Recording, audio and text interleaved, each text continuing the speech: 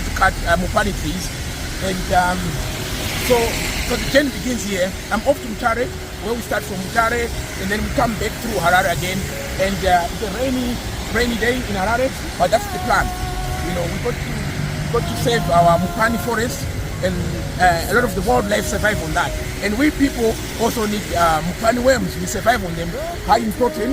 And the journey begins today, and we are heading to Victoria Falls. Hopefully we travel well, no problems, and all the kit is ready, and here we come. So it's got to be done. Someone has to do it. Yeah, thank you. We hope to catch you up again in the next phase. Yeah, take care.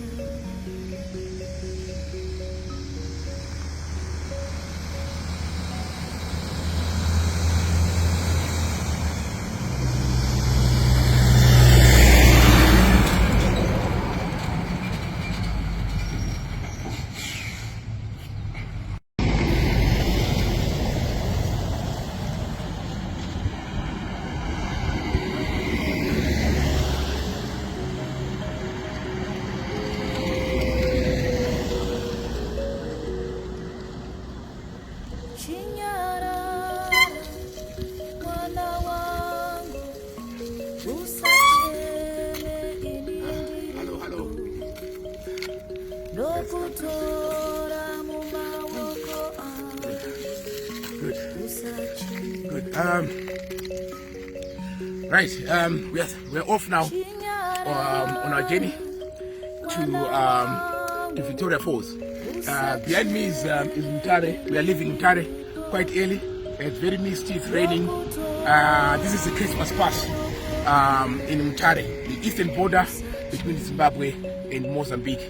The message is very short. We are cycling to try and publicize the destruction or deforestation of Mupani forest in Wange district of western Zimbabwe.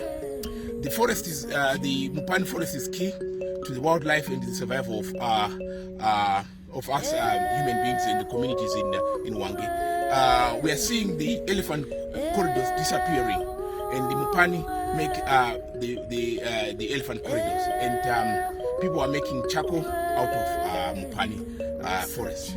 They're selling the charcoal for survival in Wange and Victoria Falls, and carbon fuel is not good. And it's not good for the environment, it's not good for the wildlife, it's not good for us as well. So we benefit from palmworms as well. They are also disappearing. So we need to leave a good heritage for our children, and we need to do that something before they disappear. So what we are saying is it's a very simple message. Let's stop cutting down mupani trees, and let's let them grow. These trees are about 80 to 90 years old, and they are fast disappearing. And